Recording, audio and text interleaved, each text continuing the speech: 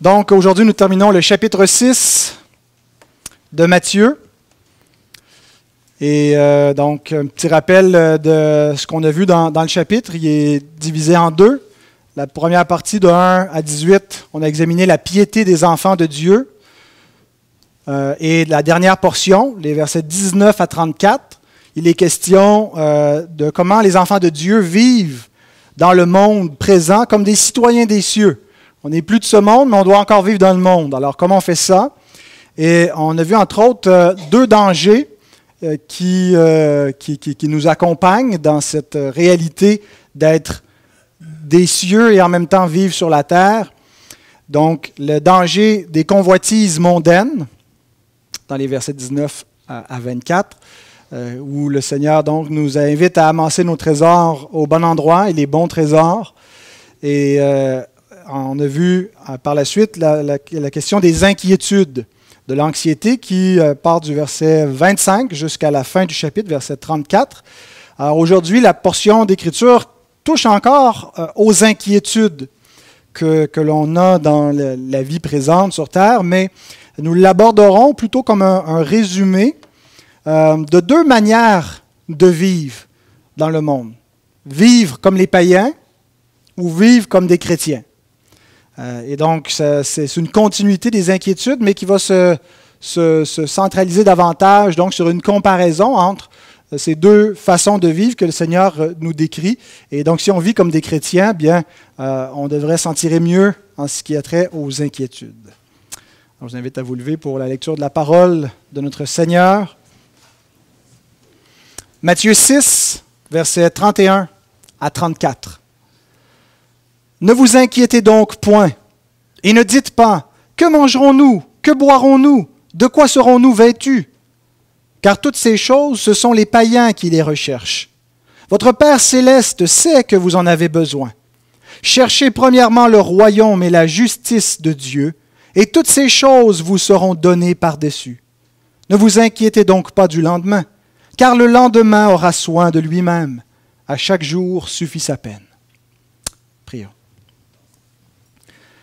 Ô notre Dieu, merci pour ton royaume de grâce dans lequel nous vivons déjà. Nous savons que nous devons vivre présentement sur la terre comme des étrangers, des voyageurs en attendant d'entrer pour toujours dans notre maison céleste. Nous confessons, Seigneur, que les choses visibles, qui sont pourtant passagères et périssables, prennent souvent plus d'importance dans nos vies que les choses invisibles, qui sont les biens véritables et éternels. Nous te prions afin que par le moyen de ta parole vivante, tu nous délivres de nos convoitises et de nos inquiétudes qui nous empêchent de chercher ton royaume et ta justice avant toute chose. Nous voulons ressembler davantage à Christ, qui ne cherchait pas la gloire des hommes, mais la tienne seule.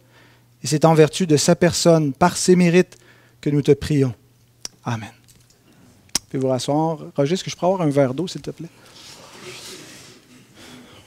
Donc, 2 points. La manière de vivre des païens, versets 31 et 32, et ensuite la manière de vivre des chrétiens, versets 33 et 34. Le mot païen, ça sonne un peu péjoratif quand on parle des inconvertis comme des païens, les vulgaires païens. Bibliquement, le mot désigne parfois les non-juifs, merci, les gentils. Donc, tous ceux qui sont en dehors d'Israël, qui ne sont pas les descendants physiques d'Abraham. Mais puisque beaucoup parmi les païens deviennent des chrétiens, que le mot païen a souvent un sens de étranger, de gens du dehors, et qui ne peut plus s'appliquer à des païens devenus chrétiens, donc des gentils, des gens d'origine donc païenne devenus chrétiens, et que ça serait plus approprié de les appeler comme ça. Le mot païen est aussi utilisé donc par contraste aux inconvertis tout simplement. Et donc, nous qui sommes des païens, ne sommes plus appelés des païens, mais des chrétiens. Et donc, souvent, l'Écriture parle des païens, donc pas seulement par contraste avec le peuple juif, mais par contraste avec les chrétiens, avec ceux du royaume. Donc, de cette façon-là, même des Juifs peuvent être considérés comme des païens, des gens du monde qui ne sont pas convertis, qui sont pourtant dans la maison d'Abraham, mais pour un temps. Alors, c'est comme ça qu'on va utiliser le mot païen, principalement, comme des inconvertis. Et donc, quatre choses, j'ai 4 sous-titres. D'abord, qu'est-ce qui caractérise les païens? Parce qu'il y a plusieurs avertissements dans les Écritures de ne pas être comme les païens, de ne pas leur ressembler.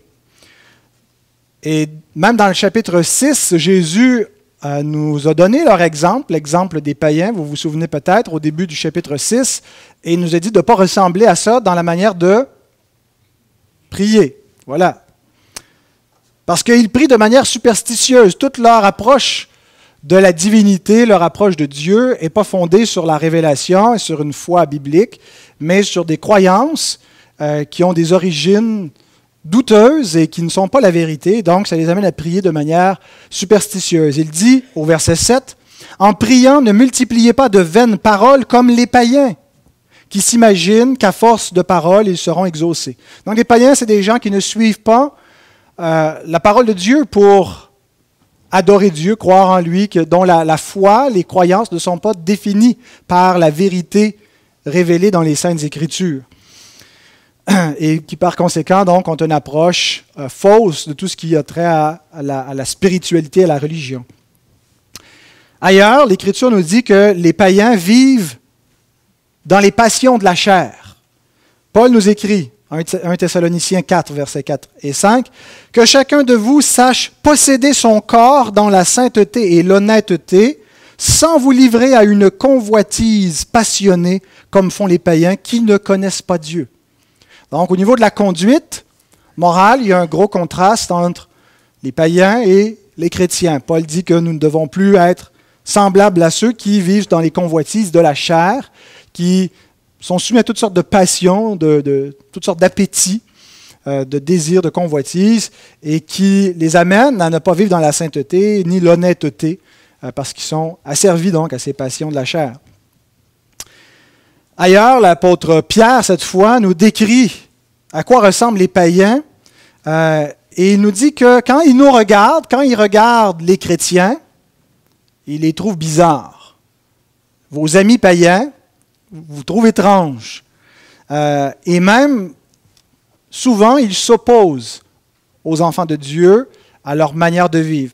Pierre nous écrit, 1 Pierre chapitre 2, versets 11 et 12, « Bien-aimés, je vous exhorte comme des étrangers et des voyageurs sur la terre, à vous abstenir des convoitises charnelles qui font la guerre à l'âme. Ayez au milieu des païens une bonne conduite, afin que là même où ils vous calomnient, ils disent du mal de vous, ils parlent contre vous, comme si vous étiez des malfaiteurs. Ils remarquent vos bonnes œuvres et glorifient Dieu au jour où il les visitera. » Donc probablement dans le sens où par notre témoignage, certains pourront être amenés à une conversion et donc être visités par Dieu et vont bénir Dieu pour la bonne conduite des chrétiens qui n'auront pas compromis leur foi, leur éthique pour plaire aux hommes qui auront préféré souffrir avec Christ et se rassasier des opprobres de Christ en subissant les calomnies, les injures des hommes, s'il doit en être ainsi. Mais pour certains, ils seront visités par Dieu par ce témoignage, puisque nous sommes une épître écrite et lue par tous les hommes et écrite par le Saint-Esprit, hein, l'encre de l'Esprit qui écrit donc la vérité au travers de nos vies, qui est un témoignage pour les hommes. Faisons attention, quand on lit ces passages, on peut avoir l'impression que ce qui est la différence entre les chrétiens et les païens, c'est la conduite morale. Les chrétiens auraient une éthique, une morale supérieure aux païens. Et donc, être un chrétien, ça serait finalement adopter ces règles de moralité, de piété supérieures à ceux des païens. Mais l'Écriture n'enseigne pas le moralisme. Elle n'enseigne pas que le christianisme, le fait d'être un chrétien, consiste simplement à adopter un nouveau set de valeurs religieuses et morales et d'abandonner simplement le paganisme pour embrasser une nouvelle conduite. Ailleurs, l'apôtre Paul nous explique la cause de la conduite immorale de ceux qui ne connaissent pas Dieu. Éphésiens 4, 17 à 18. « Voici donc ce que je dis, ce que je déclare dans le Seigneur, c'est que vous ne devez plus marcher comme les païens, qui marchent selon la vanité de leurs pensées. Ils ont l'intelligence obscurcie, ils sont étrangers à la vie de Dieu à cause de l'ignorance qui est en eux, à cause de l'endurcissement de leur cœur. » Ici, l'apôtre Paul nous décrit la condition spirituelle des païens. Il ne nous décrit pas simplement leur conduite morale. Regardez comment ils font le mal. Il nous dit que les actes d'impiété qu'ils commettent, l'absence de crainte de Dieu qui est en eux, et tout ça vient de leur état spirituel. C'est-à-dire, l'intelligence obscurcie, ils sont morts dans leur péché, ils ne sont pas régénérés, ils n'ont pas la vie nouvelle, ils n'ont pas reçu le don du Saint-Esprit, donc ils ont l'intelligence obscurcie. Qu'est-ce qui est arrivé à la chute de l'homme lorsque l'homme a désobéi? Eh bien, il est mort dans son péché à ce moment-là. Il a été séparé d'avec Dieu. Et toute la race humaine est affectée par cette condition. On vient au monde comme cela. Donc, devenir un chrétien, ce n'est pas simplement de faire une rénovation morale, de faire plus d'efforts, de chercher à avoir une meilleure conduite, mais c'est de devenir une nouvelle créature. Il y a 2 semaines, c'est de cela dont on a parlé. Qu'est-ce que la vraie conversion? Et la vraie conversion, ce n'est pas simplement donc de changer de valeur. C'est de passer par une expérience vivante que l'Écriture appelle la nouvelle naissance. Et donc, les païens sont étrangers à la vie de Dieu. Il y a une ignorance qui est en eux. Ils ne connaissent pas Dieu et forcément leur cœur est livré à une sorte d'endurcissement contre Dieu, contre les commandements divins, contre la vérité. Ils aiment le mensonge et ils retiennent la vérité captive, ils la suppriment parce qu'elle est un témoignage contre eux. Et ils ne veulent pas s'y soumettre et ils ne peuvent pas s'y soumettre. Et donc, s'ils ne suivent pas la pensée de Dieu révélée dans les Écritures, ils suivent leur propre pensée. Ça donne des versions complètement différentes d'une personne à l'autre, mais il y a un dénominateur commun, c'est qu'ils marchent selon la vanité de leur propre pensée. Ils se fient à leur pensée. Ils prennent la vérité dans leur pensée. Donc, la distinction entre les chrétiens et les païens n'est pas premièrement ni fondamentalement une distinction morale. Être un chrétien, ce n'est pas quelqu'un qui est supérieur moralement aux païens. Paul dit, nous étions exactement dans cette condition-là. Nous étions morts dans nos péchés et nous suivions le train de ce monde. Et ce n'est pas parce qu'un bon moment donné, on a eu la bonne idée de changer de vie, de se prendre en main, d'aimer Dieu, mais la différence est attribuable à la grâce de Dieu qui a provoqué cette différence-là en nous arrachant notre péché, en nous faisant naître de nouveau, en nous conduisant au Fils de Dieu pour être, premièrement, pardonnés de nos péchés, purifiés par le sang du Christ, donc déclarés justes au moyen de la foi, et par la suite sanctifiés. Et donc, cette différence-là est d'abord invisible. On ne voit pas, quand on prend 2 personnes, si elles n'ouvrent pas la bouche, si on ne voit pas leur manière de vivre, extérieurement, il n'y a pas de différence. Il n'y a pas un aura qui enveloppe les chrétiens. Ils semblent exactement identiques, puis il y a quelque chose d'identique. On est né de la même humanité dépravée, déchue.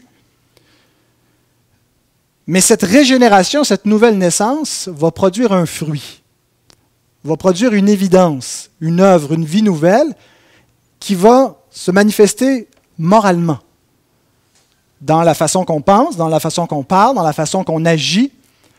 Et là, le contraste entre les païens et les chrétiens devient plus manifeste. Mais cette différence morale n'est pas ce qui est à la base. Ce qui est à la base, c'est ce changement spirituel qui a lieu à la nouvelle naissance, et c'est une œuvre donc que seul l'Esprit de Dieu opère. Et lorsqu'il l'opère, donc, il produit une vie nouvelle, qu'on va décrire un peu plus tard, donc la manière de vivre des chrétiens. Donc voilà la différence entre les deux. Voilà ce qui caractérise d'un côté les païens, leur manière superstitieuse quant à la religion, leur vie dans les passions de la chair, leur façon de voir les chrétiens comme étrangers, comme contraires à eux, à leurs valeurs, et la cause de tout cela, leur condition spirituelle. Maintenant, ce que Jésus nous dit dans notre texte, deuxième chose à souligner concernant la manière de vivre des païens, c'est qu'ils s'inquiètent pour le manger, le boire et le vêtement. Il ne nous le dit pas expressément des païens, il dit aux chrétiens, aux enfants du royaume, de ne pas s'inquiéter de ces choses-là, parce que c'est les païens qui s'en inquiètent. Ils s'inquiètent de leur vie sur terre, précisément parce qu'ils ne s'inquiètent pas de ce qui vient après. Ils peuvent peut-être s'inquiéter de la mort, la peur de mourir, mais en fait, ils ne veulent pas vraiment s'en inquiéter, ils préfèrent ne pas trop y penser. Et donc, c'est rare que les païens, les inconvertis, regardent la mort en face. C'est quelque chose auquel on ne veut pas penser, on sera prêt à mourir quand on va être rendu très, très, très vieux, qu'on sera en perte de tous nos moyens, et donc là, ça ne dérange plus de mourir, mais pour l'instant, la seule chose dont ils s'inquiètent, c'est leur vie présente. Ils ne s'inquiètent pas de Dieu, ne s'inquiètent pas du péché, de l'éternité, et donc de ces choses invisibles qui sont plus importantes que les inquiétudes du temps présent. Leurs inquiétudes sont centrées sur leur santé, leur réussite, les projets qu'ils ont, la poursuite du bonheur qu'ils veulent atteindre selon leurs standards. Voilà leurs inquiétudes. C'est ce qui caractérise donc des inconvertis. Ce qui ne devrait pas caractériser des enfants de Dieu. Troisième chose, Jésus nous dit que non seulement il s'inquiète au verset 31, mais au verset 32, il nous dit il recherche ces choses. Et le verbe qui est employé, c'est le verbe epidzeteo. C'est un verbe qui a une construction avec une préposition. Le verbe zeteo veut dire chercher. Mais là, il y a une préposition, la préposition épi dessus. Epidzeteo, on pourrait dire rechercher. Bon, peut-être pour nous, il n'y a pas une si grande différence entre chercher et rechercher. Je ne sais pas si étymologiquement, il y a des nuances que les dictionnaires nous donneraient entre les deux. Mais entre zeteo et epidzeteo, il y a une nuance importante. Il y a une idée de direction, il y a une concentration dans la recherche. Et donc, ce n'est pas seulement qu'ils s'inquiètent de leur vie présente, comme nous tous, nous nous en inquiétons aussi, mais c'est qu'ils ne vivent que pour celle-ci. Ils ne recherchent que ces choses-là. C'est tout ce qui les importe. Ils n'ont qu'une vie à vivre. Et ils veulent la vivre au maximum. Ils vivent pour ces choses, ils vivent pour leur plaisir. Et c'est la caractéristique la plus fondamentale d'un inconverti. Le péché le plus grand des hommes, ce n'est pas d'abord leur immoralité sexuelle qui peut choquer notre pudeur chrétienne. Ce n'est pas leur colère, leur attitude meurtrière, au moins dans leurs pensées, dans leurs propos. Le plus grand péché des inconvertis, c'est leur idolâtrie. Ce qui peut paraître banal, même à nos yeux, mais qui est le plus grand crime. Le premier commandement dit « Tu n'auras pas d'autre Dieu devant ma face ». Et Jésus nous dit que le plus grand des commandements, qui correspond au premier dans le décalogue, c'est d'aimer Dieu de tout notre cœur, de toute notre pensée, de toute notre force, de toute notre âme.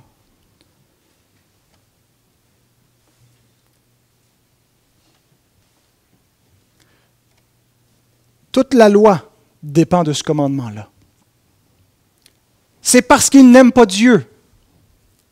C'est parce qu'ils servent des idoles qu'ils transgressent les 9 autres commandements du décalogue. Qu'ils n'honorent pas les autorités ou qu'ils ne gardent pas la sexualité dans le cadre que Dieu l'a prévu.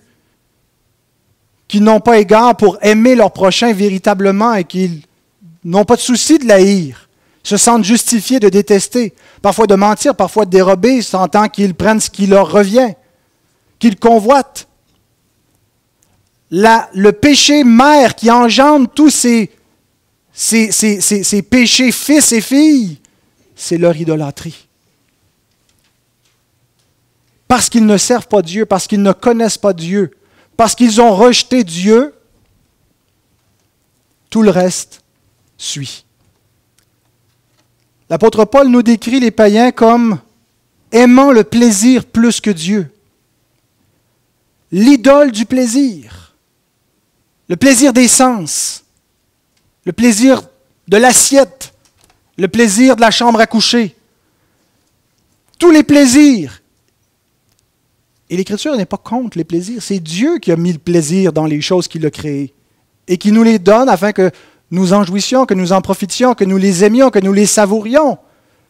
Mais il y a un réel problème lorsque nous aimons le plaisir plus que Dieu. C'est ce qui caractérise les inconvertis, ceux qui ne connaissent pas Dieu, qui vivent pour eux-mêmes.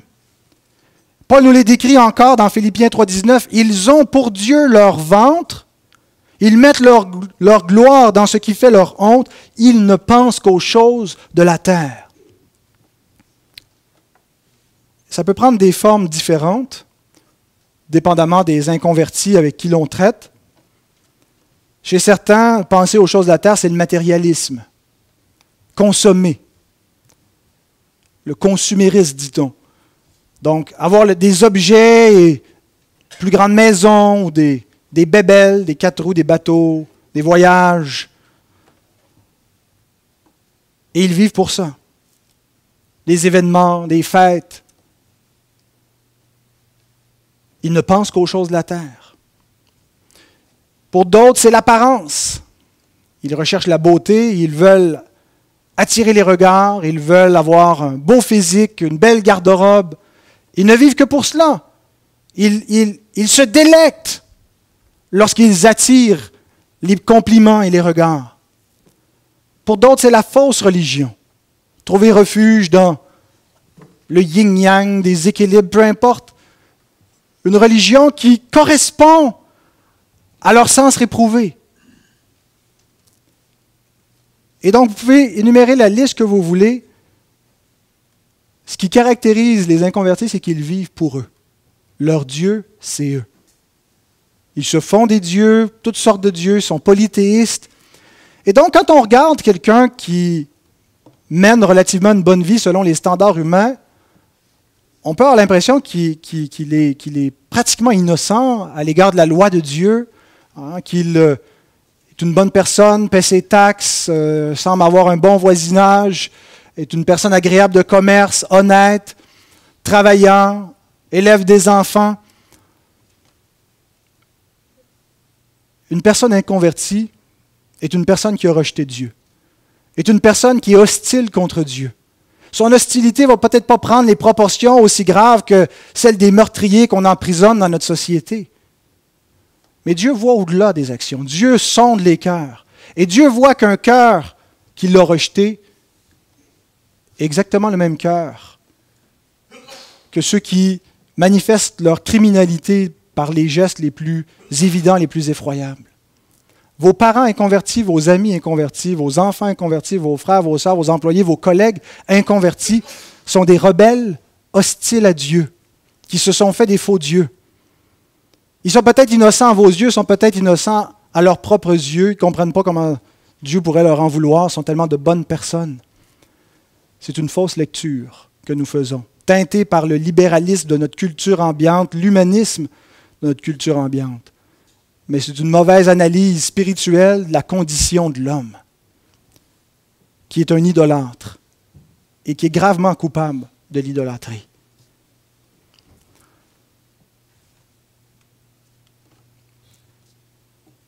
Maintenant, Jésus nous dit qu'on ne doit pas ressembler aux païens. Cette description-là, de ceux qui vivent pour le monde, de ceux qui vivent pour leur plaisir, de ceux qui ne connaissent pas Dieu, qui ne veulent pas le connaître,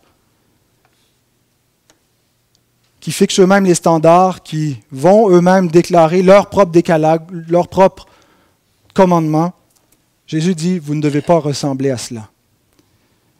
Et ce que Jésus a dit au verset 8, par rapport à la prière des païens, s'applique ici. Regardez la proximité entre ce qu'on a au début du chapitre et le verset 32. Ne leur ressemblez pas aux païens, car votre Père sait de quoi vous avez besoin avant que vous le lui demandiez. Et au verset 32, il dit, « Car toutes ces choses, ce sont les païens qui les recherchent. Votre Père céleste sait que vous en avez besoin. »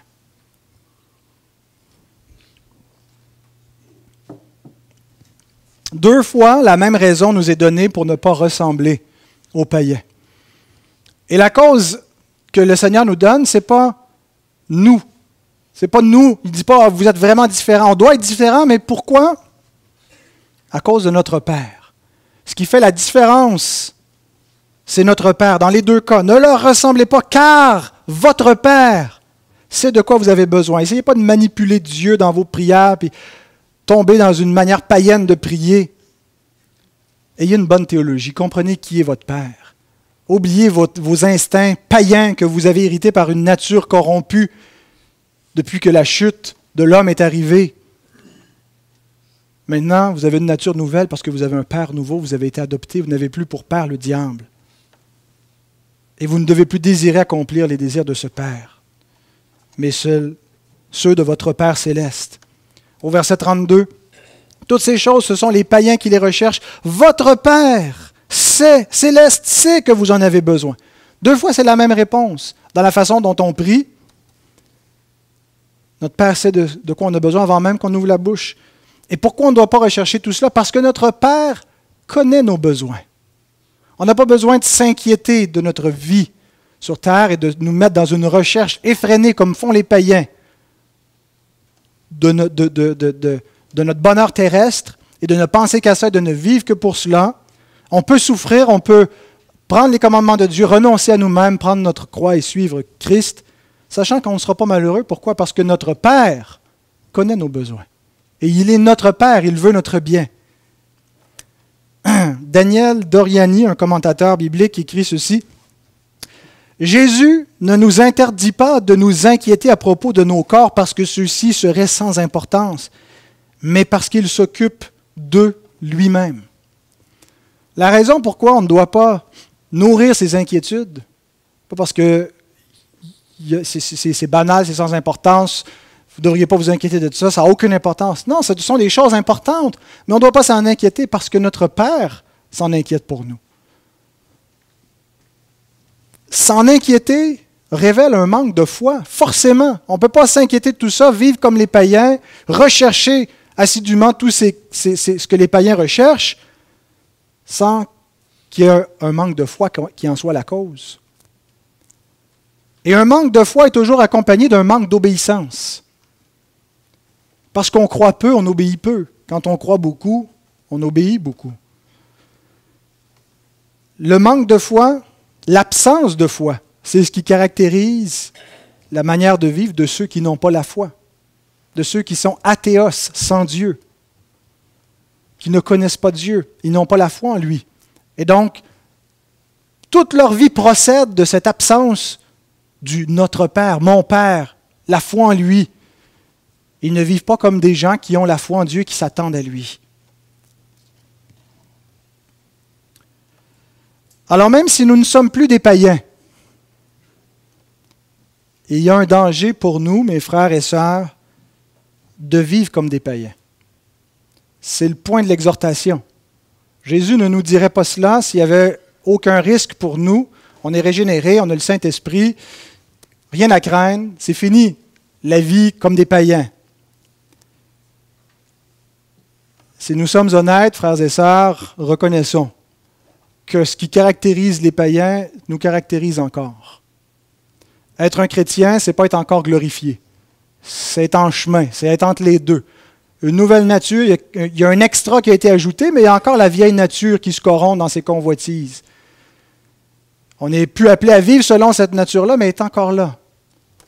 Et si on ne la met pas à mort, et si on veut juste être passif, elle prend le dessus dans nos vies. Elle finit par contrôler notre volonté, notre pensée. Vous savez, c'est bien de prendre soin de notre corps. C'est bien de bien manger, de se soucier d'un sain équilibre, de se soucier d'avoir une bonne santé, de faire du sport, d'avoir une apparence saine. Mais parfois, on tombe dans des excès, où notre préoccupation devient une préoccupation idolâtre, où on s'inquiète tellement de ces choses-là, on ne pense qu'à cela. Et on organise notre vie autour de que mangerons-nous, que boirons-nous, notre mode de vie. On s'inquiète et on recherche premièrement ces choses-là. Et c'est là le problème. C'est la même chose pour les vêtements, pour la maison, pour les activités que l'on fait et ainsi de suite. Notre carrière. Et je parlais avec un frère cette semaine qui a pris sa retraite il y a 35 ans, mais a pris sa retraite comme entrepreneur. Et il me témoignait, il dit, c'est pas pour les chrétiens. C'était son expérience personnelle, mais il dit de travailler 80-90 heures par semaine et tout devient le travail, l'entreprise, grossir la business. Et il dit, tu ne peux plus penser au royaume de Dieu dans ces conditions-là. Et il se sentait vraiment libéré de pouvoir mettre ça de côté. Ça prend énormément de sagesse et de caractère, de détermination, de foi pour pouvoir être en affaires, je pense, dans certains secteurs de l'économie, puis être un enfant de Dieu. Tout peut devenir une idole dans notre vie. Le travail, l'argent, ainsi de suite. Donc, Jésus nous dit qu'il doit y avoir une différence entre la manière de vivre des païens et la manière de vivre des chrétiens. Cette différence, si elle existe spirituellement, elle doit se voir moralement. Elle doit se voir dans la conduite. Mais ce qui va être la différence principale, ce n'est pas négativement qu'on va le voir. Ce n'est pas par l'absence d'une conduite païenne, premièrement. Mais c'est positivement, par une nouvelle priorité. Vous savez, l'ascétisme, ça n'a jamais produit la sainteté. L'ascétisme, c'est de se priver soi-même. De dire, je vais me débarrasser de ma télé ou de mon ordinateur ou de mon téléphone qui me captive. Simplement enlever ces choses-là sans les remplacer par quelque chose d'autre, de positif. Positif dans le sens qui va prendre la place qu'il doit avoir, le royaume de Dieu. Ça ne produit pas la sainteté. S'abstenir n'est pas suffisant. S'abstenir de vivre comme des païens n'est pas suffisant. Ce que nous sommes appelés à faire, c'est de vivre comme des chrétiens. Et c'est la seule façon en réalité de ne pas vivre comme des païens. C'est de vivre comme des enfants du royaume. C'est de réorganiser nos priorités de la bonne façon.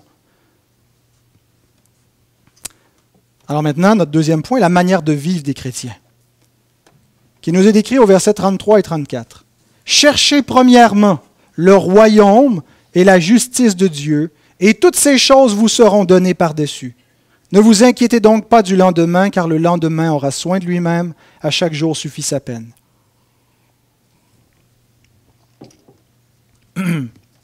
Spurgeon synthétise cette section-là en disant « Occupez-vous des affaires de Dieu et il s'occupera des vôtres. » Inquiétons-nous de ce qui concerne le royaume de Dieu. Cherchons, premièrement, le royaume de Dieu, et Dieu va s'occuper de nos besoins. Et c'est la seule façon de véritablement se libérer des inquiétudes du siècle présent, d'une vie à tendance idolâtre. Bien-aimés, chercher d'abord le royaume de Dieu doit être plus qu'un slogan, doit être plus qu'une toune qu'on va chanter tantôt. Si ce n'est que ça, ce n'est qu'un vœu pieux qui n'aboutit pas concrètement, ça ne veut pas dire grand-chose. Alors comment est-ce qu'on fait pour que chercher d'abord le royaume de Dieu soit plus qu'un slogan dans notre vie, pour que ça devienne un mode de vie? Et c'est important de comprendre ça. Ce n'est pas juste, au sortir de cette prédication-là, 2-3 petites habitudes à changer. Il y a sûrement 2-3 petites habitudes à prendre, à changer, à améliorer, mais le Seigneur est en train de nous parler ici d'un mode complet de vie. Pas seulement d'ajouter quelque chose à notre routine et penser qu'on va conserver un rythme à la païenne tout en vivant pour le royaume. C'est mutuellement exclusif. Vous devez revoir vos priorités.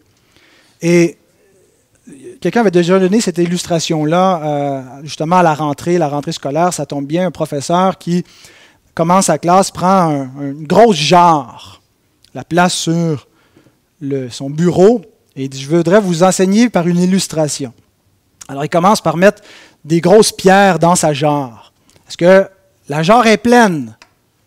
Alors l'étudiant dit « Ben, elle a de l'air pleine en tout cas. » Il dit « Non, il reste encore un peu de place. » Fait que là, il prend un peu de gravier, et puis le verse, et là, ça semble être bien rempli. Est-ce que la jarre est pleine? Non, la jarre n'est pas encore pleine, il y a encore des petits trous. Alors maintenant, il prend de l'eau et il la remplit complètement et là, ça déborde.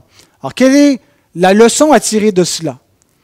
C'est qu'il y a toujours de la place pour stretcher encore plus notre horaire, pour mettre encore plus de choses dedans. Non, vous n'avez rien compris. Si vous ne mettez pas les grosses pierres en premier, vous ne pourrez plus les mettre après. Il n'y aura plus de place.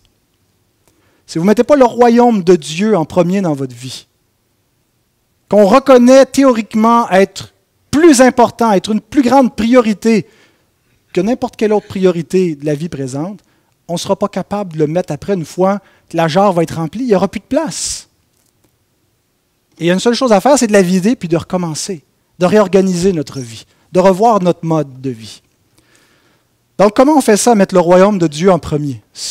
On comprend un peu, mais est-ce qu'il n'y a pas des choses plus concrètes à réaliser? 3 choses que j'aimerais vous dire pour appliquer cette exhortation-là. Premièrement, chercher premièrement le royaume de Dieu consiste à donner notre première allégeance à Dieu. Et je parle au niveau de l'obéissance. Comment se manifeste l'amour pour Dieu? Quand on lit ça dans l'Écriture, tu aimeras le Seigneur ton Dieu de toute ta pensée, de toute ta force, on dit c'est au-delà de ce que je peux faire. Comment est-ce que je peux triper sur quelqu'un que je ne vois pas? C'est facile d'aimer son mari, sa femme, ses enfants, des gens concrets, des personnes, et puis de leur donner notre cœur parce qu'on a des façons concrètes, on les voit, on peut entretenir une relation. Mais comment le faire avec Dieu? Ce n'est pas premièrement un amour émotionnel que Dieu attend de nous. Il n'attend pas qu'on soit comme quand on se sent tomber dans un coup de foudre avec quelqu'un et puis qu'on capote à chaque fois que quelqu'un nous parle de Dieu. « Ah, je l'aime tellement! » Ce n'est pas ça aimer Dieu, premièrement. C'est d'abord par l'obéissance. Quand nos enfants nous disent qu'ils nous aiment, des fois ils viennent, ils sont gentils nos enfants, ils nous disent ça, Baptiste, Calvin, Michael, ils nous aiment, on est les meilleurs parents du monde. La façon qu'ils nous prouvent qu'ils nous aiment, c'est par l'obéissance. Si nos enfants nous désobéissent en pleine face, s'ils ne font rien de ce qu'on leur dit, ils ont beau nous dire qu'ils nous aiment, ce qui prouve leur amour, c'est l'obéissance. Ce qui prouve notre amour pour Dieu, c'est notre obéissance envers ses commandements. Chercher d'abord le royaume de Dieu et sa justice vient qualifier la manière de chercher le royaume de Dieu. Royaume et justice sont mis ensemble parce qu'ils vont de pair. Et justice ici réfère au commandement de Dieu, à la justice de sa loi. Et toute sa loi se résume par aimer Dieu en premier, donc obéir à Dieu en premier. Et partout dans le Sermon sur la montagne, quand il est question du royaume de Dieu, il est toujours juxtaposé à la justice. Matthieu 5,10. « Heureux ceux qui sont persécutés pour la justice, car le royaume des cieux est à eux. » Ceux qui gardent les commandements de Dieu sont les enfants du royaume. C'est ce qui nous est dit, ce qui est déclaré dans les Béatitudes. Matthieu 5,20. « Si votre justice ne surpasse pas celle des scribes et des pharisiens, vous n'entrerez point dans le royaume des cieux. » Ce n'est pas que notre justice mérite l'entrée dans le royaume des cieux, mais elle manifeste que nous sommes enfants du royaume. L'obéissance, plus grande que celle des scribes et des pharisiens, qui étaient des hypocrites et des inconvertis. Paul nous dit dans Romains 14, 17, « Car le royaume de Dieu, ce n'est pas le manger et le boire. » L'inquiétude pour toutes ces choses-là, qui, dans ce contexte de Romains, avait une application particulière entre les païens et les juifs, ce qu'on pouvait manger, ce qu'on ne pouvait pas. Aujourd'hui encore, vous mangez, vous autres, les cochonneries, vous n'êtes pas des bons chrétiens. Ce n'est pas le manger et le boire, mais la justice, la paix et la joie par le Saint-Esprit.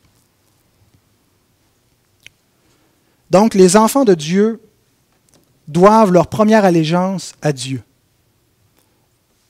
Et ça peut paraître très, très banal de dire ça comme ça, de dire, ben oui, c'est vrai, c'est Dieu et Dieu, il n'y a personne, il n'y a pas une autorité supérieure à lui, donc c'est à lui va la première allégeance. Pensez pas que ça va être facile. Vous allez faire face à des milliers de situations pendant votre vie qui vont vous inciter à transgresser les commandements de votre Dieu, à faire passer un autre empereur avant le vôtre. On a mis les chrétiens à mort parce qu'ils refusaient de sacrifier aux idoles et de jurer par le nom de César. Parce qu'ils disaient que Celui qui était Seigneur et qui était le suprême, c'était le Christ. C'est lui le roi que Dieu établit. Et nous ne jurerons pas par un autre. Et on voulait les forcer à abjurer leur Seigneur. Jusqu'au point où on les a mis à mort, dans les conditions les plus atroces. Dans ces martyrs-là, on a l'agressivité de l'idolâtrie à l'œuvre. Les idoles n'acceptent pas le diable qui a voulu se faire Dieu et qui est le prince de ce monde et qui est celui qui est derrière chaque idole. Accepte pas qu'on ne fléchisse pas le genou devant lui. Il a essayé de faire fléchir le Christ également. Il n'a pas réussi. Et il essaie de faire tomber les enfants de Dieu, et souvent il réussit. Consolons-nous parce que notre obéissance est celle de Christ. L'obéissance de Christ est la nôtre par la foi. Mais nous devons non seulement avoir sa justice, son obéissance imputée, mais nous devons marcher dans ses traces et résister. En ce moment, on voit un nouveau totalitarisme en Occident. Le lobby LGBT qui fait des ravages littéralement dans toutes sortes d'institutions, dans les écoles, et qui oblige les gens à venir à l'autel LGBT, reconnaître, affirmer, célébrer cette révolution. Bien sûr, les enfants de Dieu ne peuvent pas approuver, on n'est pas anti-homosexuel, anti-transgenre, on ne veut pas la mort de ces gens-là, on veut leur bien, on veut leur conversion à Dieu. Mais on ne peut pas les approuver dans leur conduite, on ne peut pas approuver ce que Dieu a déclaré de mauvais. Mais notre société n'accepte pas qu'on désapprouve ou qu'on reste silencieux. De plus en plus, j'écoute quotidiennement Albert Mohler, qui est un leader évangélique aux États-Unis, qui commente l'actualité. Chaque jour, dans les médias, dans les journaux, le New York Times, le Washington Post, constamment des événements, des nouvelles qui viennent sur la progression de cet agenda-là. Le jour vient où la prédication de la parole de Dieu va être criminalisée comme un discours haineux. La simple lecture des Écritures, ce jour-là n'est pas si loin. Il y a des gens qui ont perdu leur procès aux États-Unis, des cuisiniers, des bakers, en français on dit, des pâtissiers, qui ont refusé de faire un gâteau de mariage pour un mariage homosexuel. Ils ont été traînés en justice, ils ont perdu. Des photographes, on les oblige à célébrer. Vous n'avez pas le droit de faire une discrimination sur cette base-là. Bien-aimés, notre allégeance est à Dieu. Et oui, le monde est hostile. Nous ne devons pas craindre les hommes. Et la seule façon de ne pas craindre les hommes, c'est de craindre Dieu. Peut-être la plupart d'entre nous, on ne sera pas dans des secteurs d'emploi, c'est dans les secteurs d'éducation, le droit, où ils sont le plus touchés pour l'instant par ces questions-là. Mais qui d'entre nous a jamais été invité à aller servir à l'autel de l'idole, de la malhonnêteté avec l'argent? Je me souviens de ma première job à 15 ans. Je travaillais comme pompiste pour mon grand-père. Puis, il arrive, je travaillais les fins de semaine, un monsieur qui vient faire le plein avec un camion d'une compagnie. Ce n'était pas sa compagnie, il était donc chauffeur pour une autre compagnie. Il me demande de lui faire un reçu. J'avais mis 40 $ de diesel. À l'époque, l'essence n'était pas cher. Et il dit, fais-moi un reçu pour 50. Je ne comprenais vraiment pas pourquoi il voulait que je fasse un reçu pour 50. Vous avez mis 40. Il dit, la fille, quand je viens la semaine, elle ne me pose pas de questions. Fais-moi un reçu pour 50. J'ai fait un reçu pour 50. Je n'ai pas compris, mais j'ai réalisé par la suite qu'il venait de m'utiliser pour voler son employeur. Il a payé 40 pièces de sa poche, mais il va en recevoir 50. Et plusieurs fois dans ma vie, ces circonstances-là sont venues. Je vends un véhicule, on passe à la SAAC, la personne dit, on peut-tu dire qu'on l'a vendu tel prix pour que ça me coûte moins cher de taxes? Donc, pour servir ton portefeuille, tu me demandes de transgresser le commandement de mon Dieu. Vous allez être constamment pris dans ces situations-là. Et je suis certain que je ne vous apprends rien, je suis certain que vous avez tous des anecdotes semblables à ça.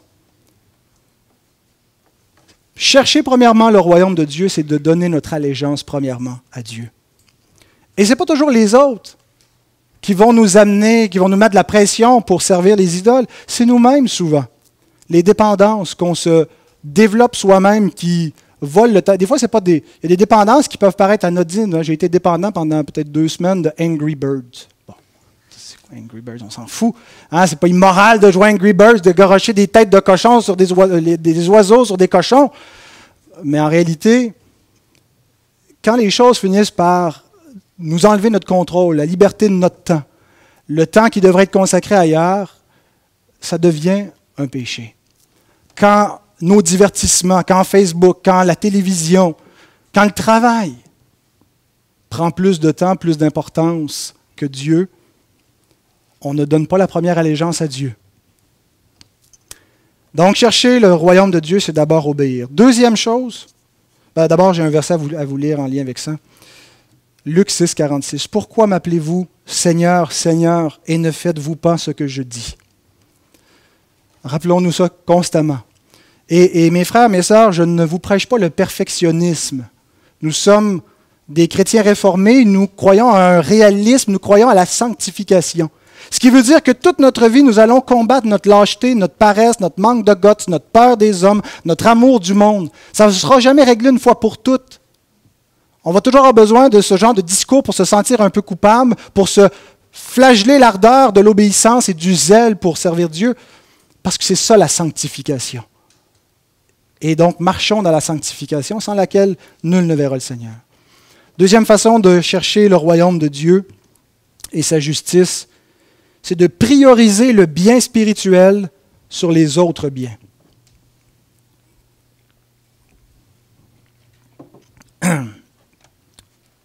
Reconnaissons que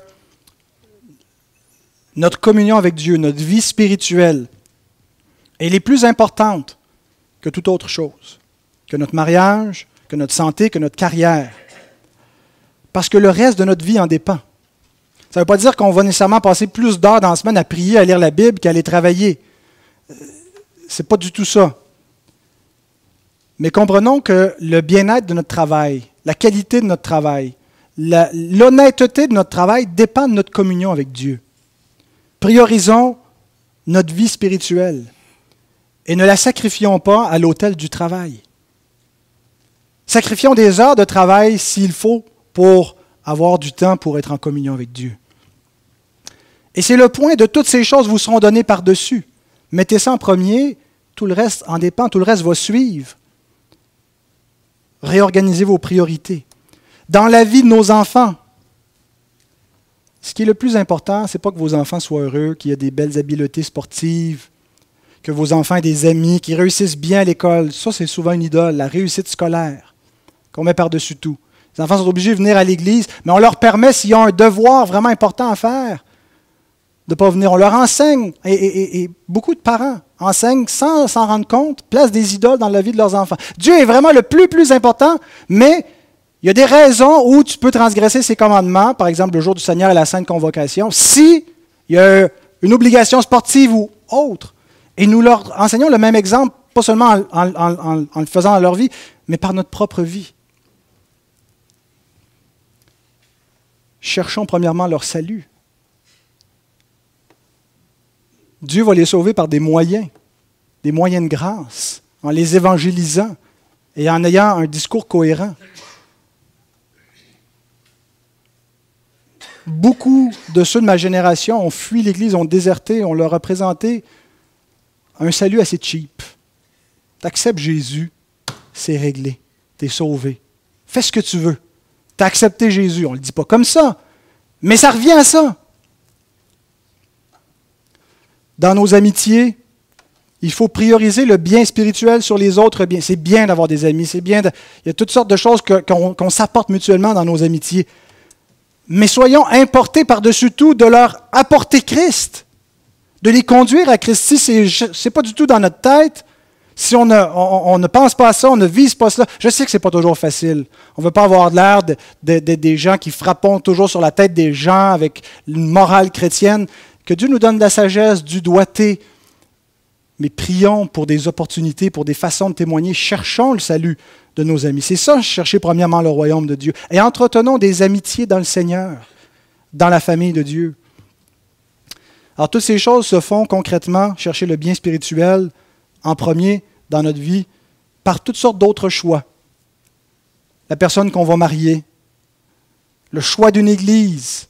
C'est souvent ce qui vient en dernier. On choisit le lieu où on va vivre en fonction du travail, puis on construit toute notre vie sociale, puis en dernier, on espère qu'il y aura une église qui a de l'allure pour fitter là-dedans. L'église ne devrait pas arriver en dernier parce qu'elle est, si on veut, le portillon du royaume, où on va entendre la parole, le choix d'une église, le choix la gestion du temps pour servir Dieu, le rythme de notre vie. Et tout ça, donc, nous amène au dernier point, où on va faire une foule d'autres choix au quotidien. Et donc, la troisième chose pour chercher le royaume, premièrement, c'est de dépendre quotidiennement de Dieu pour nos besoins. Apprendre à vivre par la foi, à dépendre de Dieu au quotidien. Les deux premiers points que je vous ai donnés, c'est beaucoup ce qu'on a à faire pour glorifier Dieu. L'allégeance à Dieu en premier, mettre le bien spirituel avant les autres biens. Donc, c'est nous, on glorifie Dieu.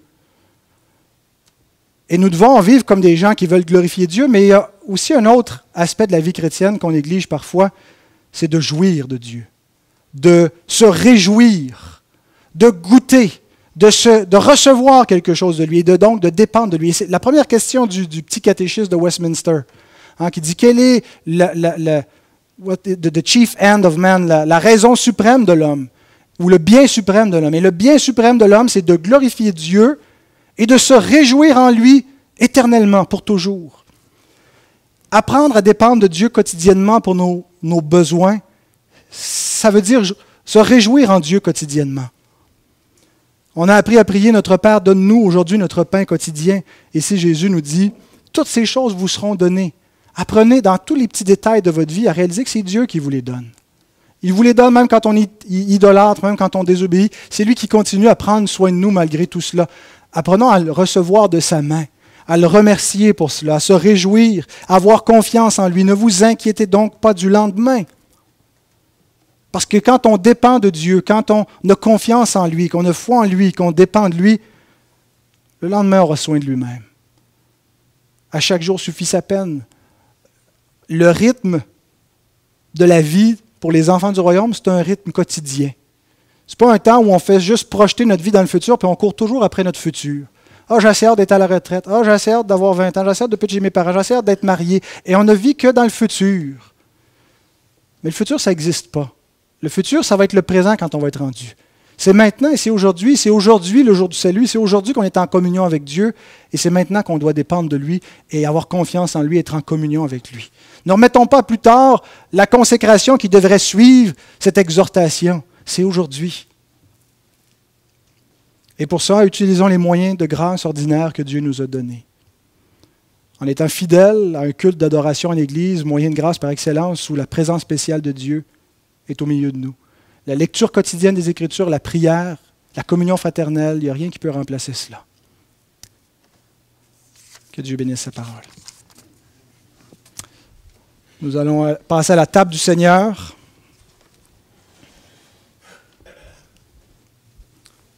Il faut que j'abrège parce que André il va s'inquiéter à Elmer.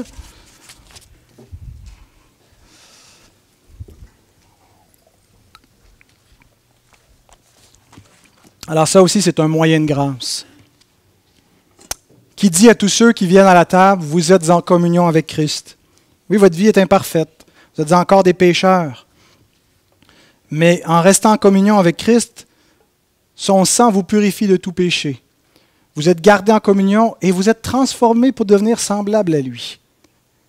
C'est un des plus grands privilèges que nous avons, mes frères et sœurs, d'être en communion à la table de Christ. Ouvrez vos Bibles dans 1 Corinthiens 11. On va tout simplement lire le texte de l'apôtre Paul dans 1 Corinthiens où il explique à cette Église la façon de prendre le repas du Seigneur. À partir du verset 23, « Car j'ai reçu du Seigneur ce que je vous ai enseigné. C'est que le Seigneur, Jésus, dans la nuit où il fut livré, prit du pain. Et après avoir rendu grâce, le rompit et dit, « Ceci est mon corps qui est rompu pour vous. Faites ceci en mémoire de moi. » De même, après avoir soupé, il prit la coupe et dit, « Cette coupe est la nouvelle alliance en mon sang. Faites ceci en mémoire de moi. toutes les fois que vous en boirez. Car toutes les fois que vous mangez ce pain et que vous buvez cette coupe, vous annoncez la mort du Seigneur jusqu'à ce qu'il vienne. Alors je vous invite à vous lever, à venir prendre le pain et la coupe, à retourner à vos places en attendant que tout le monde soit prêt pour manger et boire en même temps.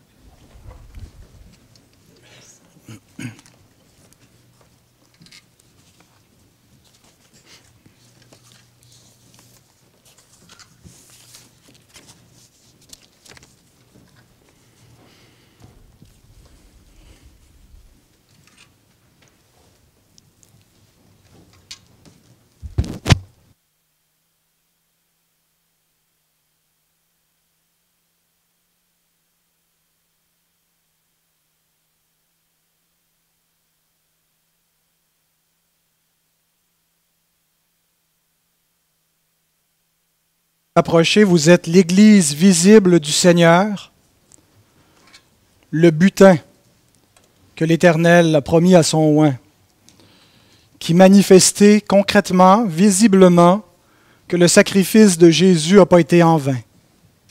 En vous approchant de la table et en prenant le pain et la coupe, qui représentent le corps et le sang de Christ, vous dites « Je crois à son sacrifice. J'ai besoin de sa vie. » Non seulement pour pardonner mes péchés, mais pour me garder en communion avec Dieu. Il est votre souverain sacrificateur qui exerce en ce moment même une parfaite médiation entre vous et Dieu, entre vous et le Père, et qui vous garde en communion. Et en étant en communion avec le Fils, vous êtes en communion avec son Père qui est dans les cieux. Peu importe vos péchés, peu importe vos transgressions, vos désobéissances, le sang de Jésus, la vie de Jésus, l'intercession de Jésus, parce qu'il demeure vivant pour sauver parfaitement ceux qui s'approchent de Dieu par lui, sont pleinement efficaces.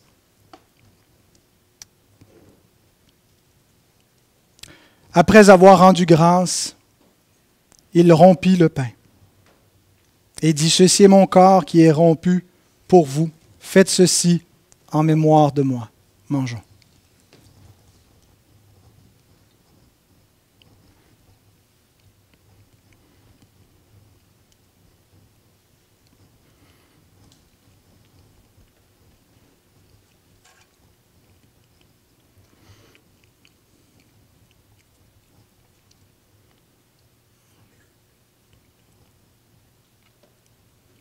De même, après avoir soupé, il prit la coupe et dit « Cette coupe est la nouvelle alliance en mon sang.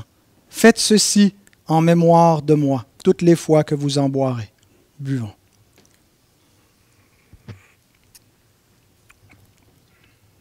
Car toutes les fois que vous mangez ce pain et que vous buvez cette coupe, vous annoncez la mort du Seigneur jusqu'à ce qu'il vienne. Notre Seigneur, comme nous te bénissons pour ce repas sacramentel qui symbolise notre rédemption et notre communion avec toi. Ô Dieu, ta parole expose nos cœurs, elle nous montre nos désobéissances, elle nous montre notre manque de zèle, elle nous invite à une consécration, à une reconsécration. Et Seigneur, la table nous rappelle combien tu es patient et combien, Seigneur, nous ne dépendons que de ta grâce pour continuer, pour nous reconsacrer. Et seule ta grâce, Seigneur, nous garantit que nous arriverons à la fin, que nous terminerons la course, que nous mènerons le bon combat jusqu'au bout. Et nous voulons te bénir et te remercier, Seigneur, pour ta grâce qui nous accompagne, qui nous console, qui nous pardonne. Gloire à toi. Amen.